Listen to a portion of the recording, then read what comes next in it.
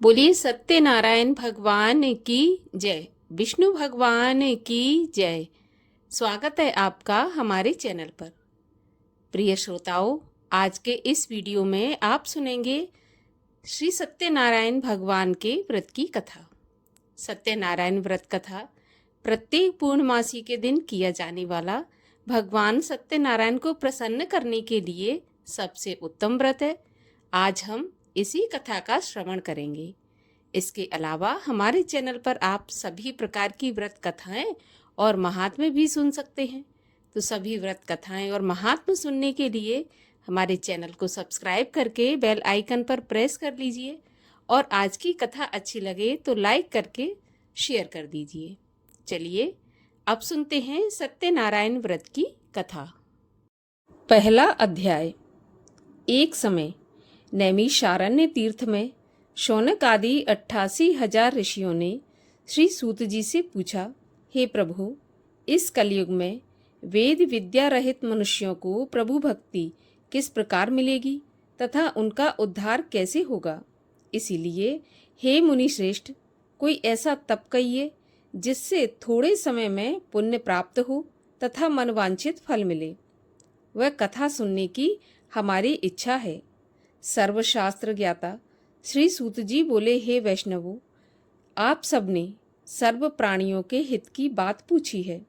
अब मैं उस श्रेष्ठ व्रत को आप लोगों से कहूँगा जिस व्रत को नारद जी ने लक्ष्मी नारायण से पूछा था और श्री लक्ष्मीपति ने मुनि श्रेष्ठ नारद जी से कहा था। सो ध्यान से सुनिए। एक समय योगी राज नारद जी दूसरों के हित की इच्छा से अनेक लोकों में घूमते हुए मृत्यु लोक में आ पहुंचे। वहां बहुत से योनियों में जन्मे हुए प्रायः सभी मनुष्यों को अपने कर्मों के द्वारा अनेक दुखों से पीड़ित देखकर सोचा कि किस यत्न के करने से निश्चय ही इनके दुखों का नाश हो सकेगा। ऐसा मन में सोचकर विष्णु लोक को गए। वहां श्वेत वर्ण और 4 भुजाओं वाले देवों के ईश्वर नारायण को, जिनके हाथों में शंख, चक्र, गदा और पद्म थे तथा वरमाला पहने हुए थे, देखकर स्तुति करने लगे। हे भगवान, आप अत्यंत शक्ति से संपन्न हैं। मन तथा वाणी भी आपको नहीं पा सकती। आपका आदि मध्य और अंत कुछ नहीं है। निर्गुण स्वरूप, सृष्टि के कारणभूत व भक्तों के दुखों को नष्ट करने वाले हो। आपको मेरा नमस्कार है। नारद जी से इस प्रकार की स्तुति सुनकर भगवान विष्णु बोले, हे मुनि श्रेष्ठ, आपके मन में क्या है? आपका यहाँ किस काम के लिए आगमन हुआ है? सो निसंकोच कहिए। तब नारद मुनि बोले, मृत्युलोक में सब मनुष्य जो अनेक योनियों में पैदा हुए हैं, अपने अपने कर्मों के द्वारा अनेक प्रकार के दुखों से दुखी हो रहे हैं। हे नाथ, मुझ पर दया रखते हुए बतलाइए कि उन मनुष्यों के सब दुख थोड़े से ही प्रयत्न से कैसे दूर हो सकते हैं। श्री भगवान जी बोले, हे नारद, मनुष्यों की भलाई के लिए तुमने बहुत अच्छी बात पूछी है। जिस काम के करने से मनुष्य मोह से छूट जाता है वह मैं तुम्हें कहता हूँ। सुनो, बहुत पुण्य देने वाला स्वर्ग तथा मनुष्य लोक दोनों में दुर्लभ एक उत्तम व्रत है। आज मैं प्रेमवश होकर तुमसे कहता हूँ। श्री सत्यनारायण का यह व्रत अच्छी तरह विधान पूर्वक करके मनुष्य तुरंत ही यहाँ सुख भोग कर मरने पर मोक्ष को प्राप्त होता है। श्री भगवान के वचन सुनकर नारद मुनि बोले कि उस व्रत का क्या फल है, क्या विधान है और किसने यह व्रत किया है और किस दिन यह व्रत करना चाहिए, विस्तार से कहिए। भगवान बोले, दुख शोक आदि को दूर करने वाला, धन धान्य को बढ़ाने वाला, सौभाग्य तथा संतान को देने वाला यह व्रत सब स्थानों पर विजय कराने वाला है। भक्ति और श्रद्धा के साथ किसी भी दिन मनुष्य श्री सत्यनारायण की शाम के समय ब्राह्मणों और बंधुओं के साथ धर्मपरायण होकर पूजा करें। भक्ति भाव से नैवेद्य, केले के फल, घी, दूध और गेहूं का चूर्ण सवाया लेवें। गेहूं के अभाव में साठी का चूर्ण, शक्कर या गुड़ लें और सब भक्षण योग्य पदार्थ जमा करके भगवान को अर्पण कर दें तथा बंधुओं सहित ब्राह्मणों को भोजन करावें। तत्पश्चात स्वयं भोजन करें। नृत्य, गीत आदि का आचरण कर श्री सत्यनारायण भगवान को स्मरण करता हुआ समय व्यतीत करें। इस तरह व्रत करने पर मनुष्यों की इच्छा निश्चय ही पूरी होती है। विशेष कली काल में भूमि पर यही मोक्ष का एक सरल उपाय है। दूसरा अध्याय।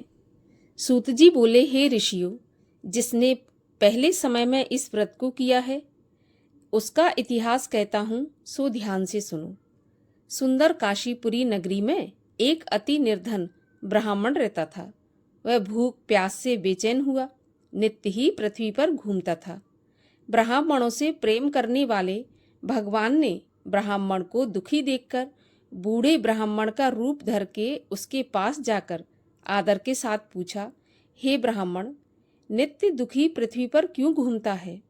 हे श्रेष्ठ ब्राह्मण, यह सब मुझसे कहो, मैं सुनना चाहता हूँ। तब ब्राह्मण बोला, मैं बहुत निर्धन ब्राह्मण हूँ, भिक्षा के लिए पृथ्वी पर फिरता हूँ। हे भगवान, यदि आप इसका उपाय जानते हो तो कृपा करके मुझसे कहिए। वृद्ध ब्राह्मण बोला कि श्री सत्यनारायण भगवान मनोवांछित फल देने वाले हैं, इसीलिए हे ब्राह्मण, तू उनका पूजन कर, जिसके करने से मनुष्य सभी दुखों से मुक्त हो जाता है। ब्राह्मण को व्रत का सारा विधान बताकर बूढ़े ब्राह्मण का रूप धारण करने वाले श्री सत्यनारायण भगवान अंतर्ध्यान हो गए। जिस व्रत को बूढ़े ब्राह्मण ने बताया है मैं उसको करूँगा, ऐसा निश्चय कर उसे रात में नींद भी नहीं आई। वह सवेरे ही उठकर श्री सत्यनारायण भगवान के व्रत का निश्चय करके भिक्षा के लिए चला। उस दिन उसको भिक्षा में बहुत धन मिला, जिससे बंधु बांधवों के साथ उसने श्री सत्यनारायण भगवान का व्रत किया। इसके करने से वह ब्राह्मण सभी दुखों से छूटकर अनेक प्रकार की संपत्तियों से युक्त हुआ। उस समय से वह ब्राह्मण हर महीने यह व्रत करने लगा। इस तरह श्री सत्यनारायण भगवान के व्रत को जो करेगा वह सब पापों से छूटकर मोक्ष को प्राप्त होगा। आगे जो पृथ्वी पर सत्यनारायण का व्रत करेगा मनुष्य, वह सब दुखों से छूट जाएगा। इस तरह नारद जी ने नारायण का कहा हुआ यह व्रत तुमसे कहा। हे विप्रो, मैं अब और क्या कहूँ? ऋषि बोले, हे मुनीश्वर, संसार में इस ब्राह्मण से सुनकर किस किसने इस व्रत को किया और हम वह सब सुनना चाहते हैं। इसके लिए हमारे मन में श्रद्धा है। सूत जी बोले, हे ब्राह्मण मुनियों, जिस जिसने इस व्रत को किया है वह सब सुनो। एक समय एक ब्राह्मण धन और ऐश्वर्य के अनुसार बंधु बांधवों के साथ व्रत करने को तैयार हुआ। उसी समय एक लकड़ी बेचने वाला बूढ़ा आदमी आया और बाहर लकड़ियों को रखकर ब्राह्मण के मकान में गया। प्यास से दुखी लकड़हारा उनको व्रत करते देखकर ब्राह्मण को नमस्कार करके कहने लगा कि आप ये क्या कर रहे हैं और इसके करने से क्या फल मिलता है, कृपा करके मुझे बताइए। ब्राह्मण ने कहा, सभी मनोकामनाओं को पूरा करने वाला यह श्री सत्यनारायण भगवान का व्रत है। इसकी ही कृपा से मेरे यहाँ धन धान्य आदि की वृद्धि हुई है। ब्राह्मण से इस व्रत के बारे में सारी जानकारी प्राप्त करके लकड़हारा बहुत प्रसन्न हुआ। चरणामत ले और प्रसाद खाने के बाद अपने घर को गया। लकड़हारे ने मन में इस प्रकार का संकल्प किया कि आज गांव में लकड़ी बेचने से जो धन मिलेगा उसी से श्री सत्यनारायण भगवान का उत्तम व्रत करूंगा। ऐसा मन में विचार करके बूढ़ा ब्राह्मण लकड़ियां अपने सिर पर रखकर जिस नगर में धनवान लोग रहते थे वह ऐसे सुंदर नगर में गया। उस रोज वहां पर उन लकड़ियों का दाम पहले दिनों से चौगुना मिला। तब वह बूढ़ा लकड़हारा दाम लेकर और अति प्रसन्न होकर पके केले की फली, शक्कर, घी, दूध, दही और गेहूं का चूर्ण इत्यादि श्री सत्यनारायण देव के व्रत की सभी सामग्रियों को लेकर अपने घर आया। फिर उसने अपने भाइयों को बुलाकर विधि के साथ भगवान जी का पूजन और व्रत किया। उस व्रत के प्रभाव से बूढ़ा लकड़हारा धन, पुत्र आदि से संपन्न हुआ और संसार के समस्त सुखों को भोगकर वैकुंठ को चला गया। तीसरा अध्याय। सूत जी बोले, हे श्रेष्ठ मुनियों, अब आगे की कथा कहता हूँ, सो सुनो। पहले समय में उल्कामुख नाम का एक बुद्धिमान राजा था। वह सत्यवक्ता और जितेंद्रिय था। प्रतिदिन देव स्थानों में जाता और गरीबों को धन देकर उनके कष्टों को दूर करता था। उसकी पत्नी कमल के समान मुख वाली और सती साध्वी थी। भद्रशिला नदी के तट पर उन दोनों ने श्री सत्यनारायण देव का व्रत किया। उस समय में वहां पर एक साधु वैश्य आया। उसके पास व्यापार के लिए बहुत सा धन था। वह नाव को किनारे पर ठहराकर राजा के पास गया और राजा को व्रत करते हुए देखकर विनय पूर्वक पूछने लगा कि राजन, भक्ति युक्त चित्त से आप यह क्या कर रहे हैं? मेरी सुनने की इच्छा है, सो आप मुझे बताइए। राजा बोला, हे साधु, अपने बांधवों के साथ पुत्र आदि की प्राप्ति के लिए यह महाशक्तिवान श्री सत्यनारायण भगवान का व्रत व पूजन किया जा रहा है।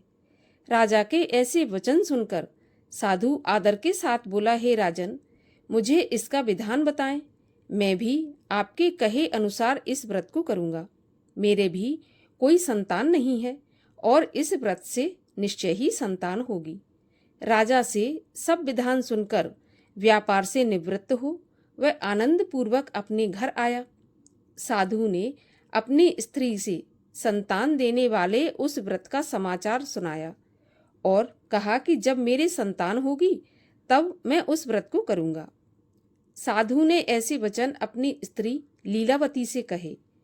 एक दिन उसकी स्त्री लीलावती पति के साथ आनंदित हो सांसारिक धर्म में प्रवृत्त होकर भगवान सत्यनारायण की कृपा से गर्भवती हो गई तथा 10वें महीने उसके गर्भ से एक सुंदर कन्या का जन्म हुआ। दिन दिन वह इस तरह बढ़ने लगी जैसे शुक्ल पक्ष का चंद्रमा बढ़ता है।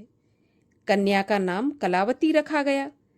तब लीलावती ने मीठे शब्दों में अपने पति से कहा, हे नाथ, आपने जो संकल्प किया था कि भगवान का व्रत करूंगा, अब आप उसे करिए। तब व्यापारी बोला, हे प्रिय, इसके विवाह पर करूंगा। इस प्रकार अपनी पत्नी को आश्वासन देकर वह नगर को गया। कलावती पितृगृह में वृद्धि को प्राप्त हो गई। साधु ने जब नगर में सखियों के साथ अपनी पुत्री को खेलते देखा तो तुरंत ही दूत बुलाकर कहा कि मेरी पुत्री के लिए कोई सुयोग्य वर देखकर लाओ। वैश्य की आज्ञा पाकर दूत कंचन नगर पहुंचा और वहां पर एक बड़ी खोज और देखभाल करके लड़की के लिए सुयोग्य वणिक के पुत्र को ले आया।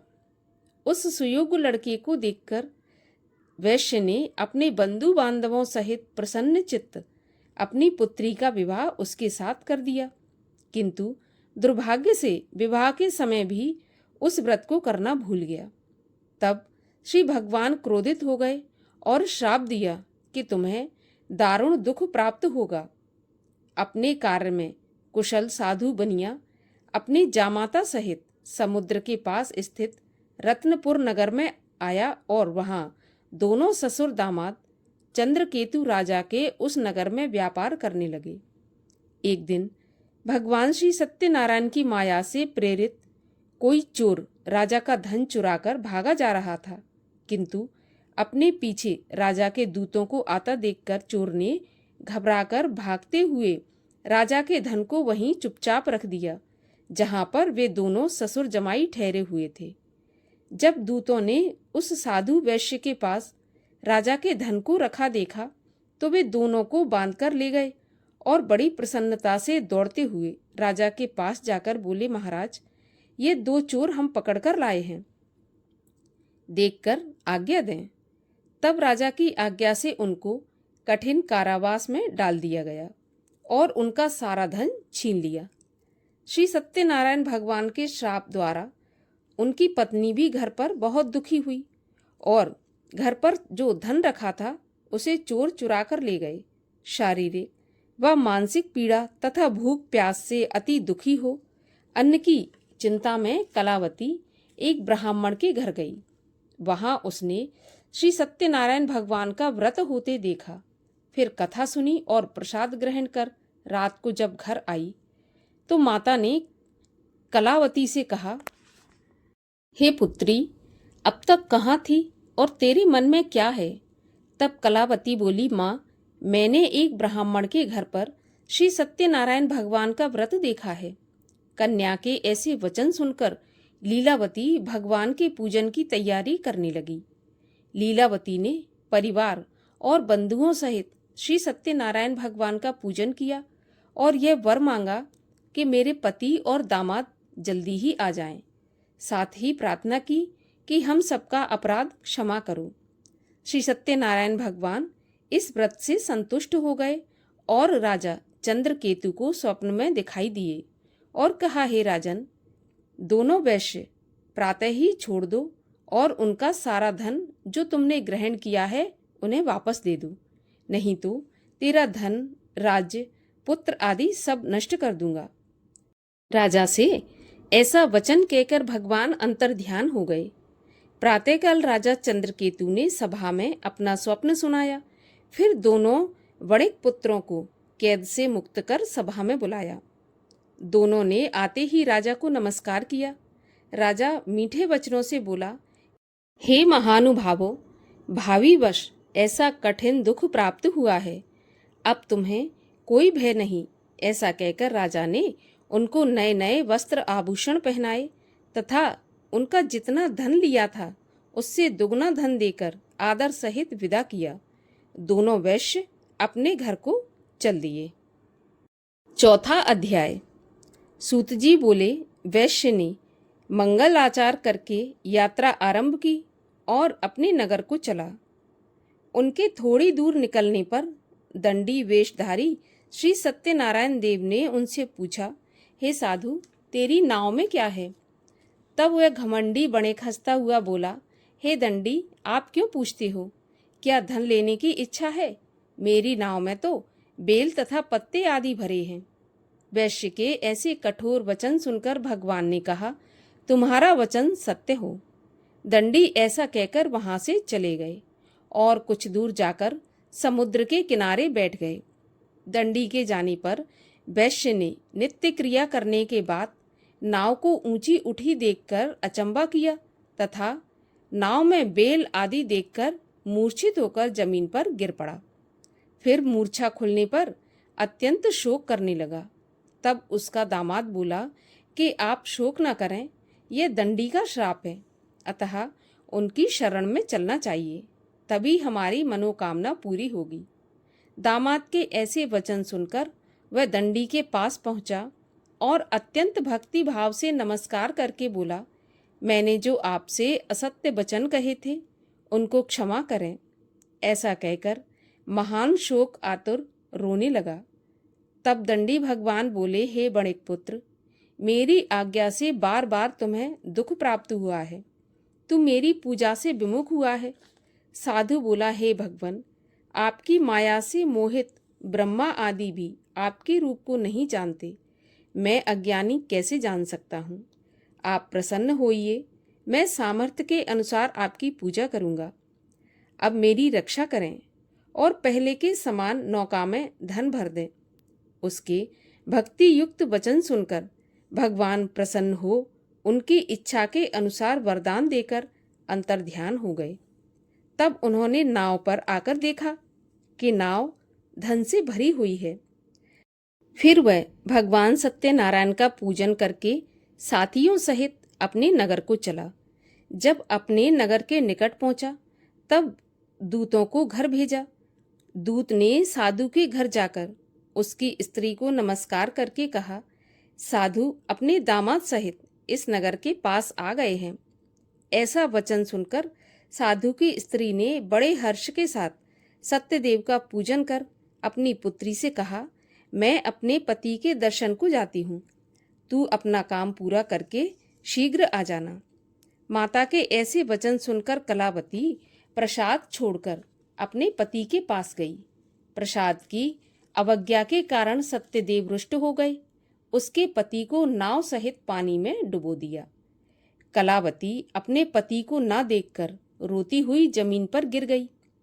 इस तरह नौका को डूबा हुआ तथा कन्या को रोता हुआ देखकर साधु दुखी होकर बोला, हे प्रभु, मुझसे या मेरे परिवार से जो भी भूल हुई है उसे क्षमा करो।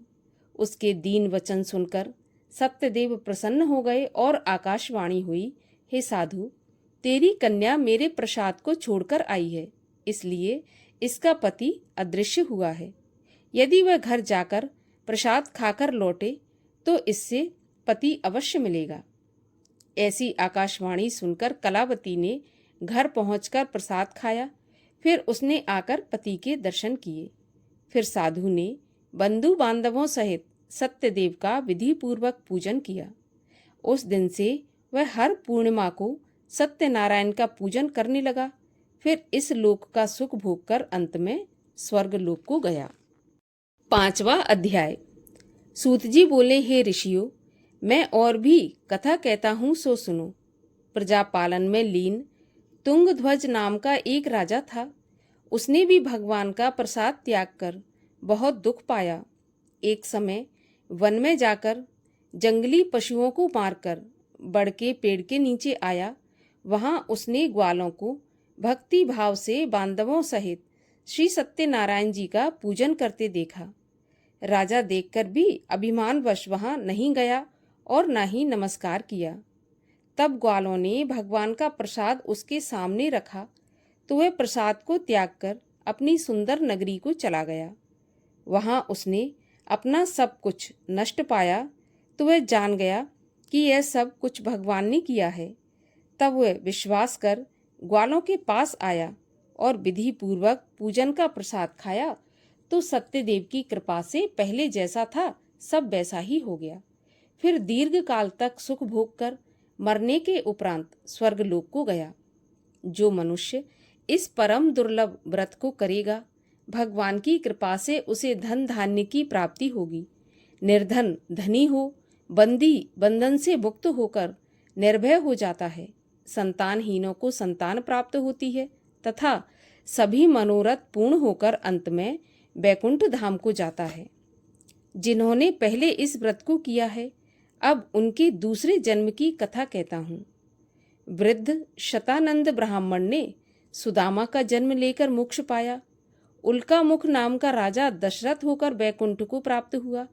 साधु नाम के वैश्य ने मोरध्वज बनकर अपने पुत्र को आरे से चीरकर मोक्ष को प्राप्त किया। महाराज तुंगध्वज ने स्वयंभू होकर भगवान में भक्ति युक्त हो कर्म करके मोक्ष की प्राप्ति की। इस प्रकार सत्यनारायण भगवान की कथा के संपूर्ण 5 अध्यायों का समापन होता है। बोलिए सत्यनारायण भगवान की जय। श्री सत्यनारायण भगवान की आरती। ओम जय लक्ष्मी रमणा, श्री जय लक्ष्मी रमणा, सत्यनारायण स्वामी जनपातक हरणा।